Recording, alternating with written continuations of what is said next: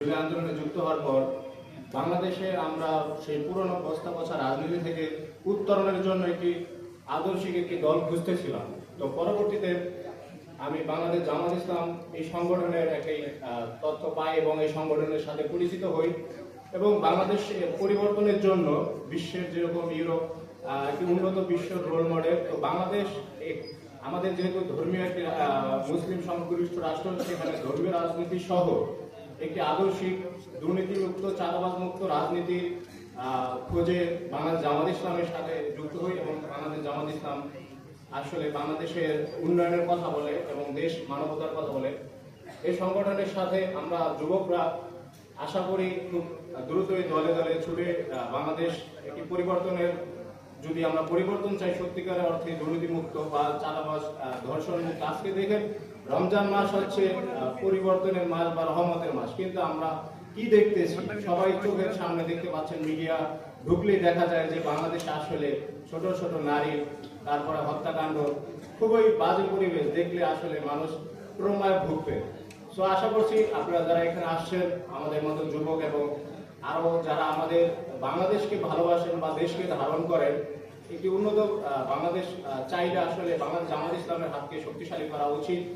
আমাদের যে 26-26 যে নির্বাচন হয়েছে, সেই নির্বাচনে যে পরিবর্তন আশা করছিল মানুষ, সেটা কোন এক ষড়যন্ত্র চক্রান্তের কারণে আসলে সেই পরিবর্তনটা হয় নাই।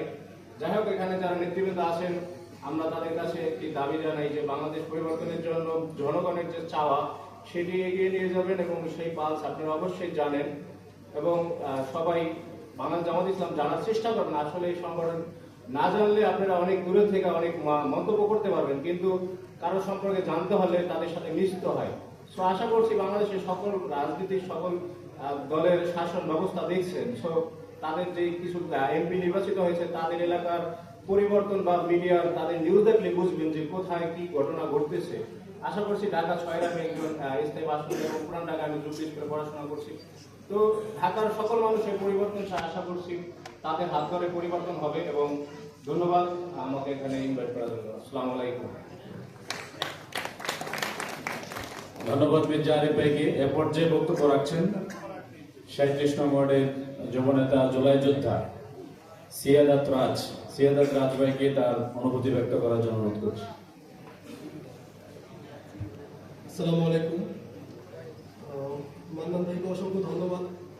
আমি 37 নং ওয়ার্ড বিক্রমপুর গার্ডেন সিটিতে থাকি।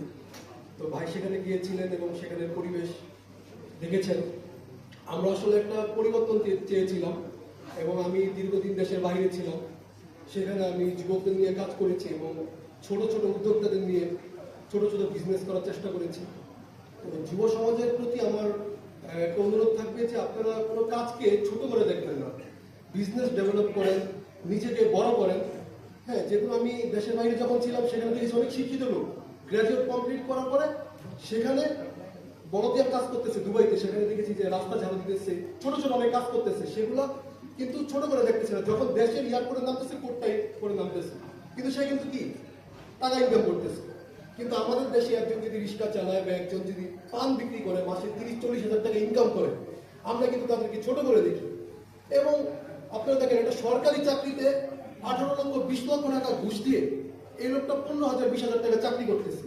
এই টাকাটা দিয়ে যদি সে একটা ছোট ছোট মুদি দোকান দিয়েও মোটামুটি একটা ব্যবসা চালু করতে পারে, দিন শেষে সে কিন্তু মিনিমাম মাস শেষে 50,000-60,000 টাকা ইনকাম করতে পারবে।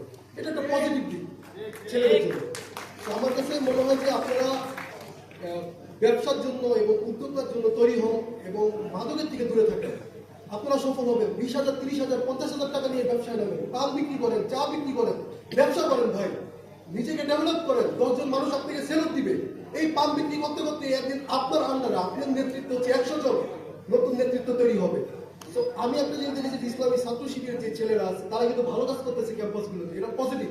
তাদের মানে আগে যেমন ক্যাম্পাসে সন্ত্রাস, চাঁদাবাজি, ক্যাম্পাসগুলো দখল, হ্যাঁ, নারীদের হুমকি, এগুলো থেকে এখন দেখেন বিরোধী দলরা এগুলো করে না। তারা কি ছাত্র শিবির ভালো কাজ করার পর থেকেই তারা যখন দেখে যে ছাত্র শিবির পুরো তেলাওয়াত করতেছে, সেখানে তারা পজিটিভ কাজগুলো করতেছে, তো তারা এটা দেখে তারাও কিন্তু পজিটিভলি আগাচ্ছে, সেটা পজিটিভ যে আপনি ভালো কাজ করেন, আপনার দেখা থেকে আরেকজন ভালো কাজ করবে এবং মাদক থেকে দূরে থাকেন, অল্প টাকা হলেও বিজনেস করেন, একদিন সফলতা অর্জন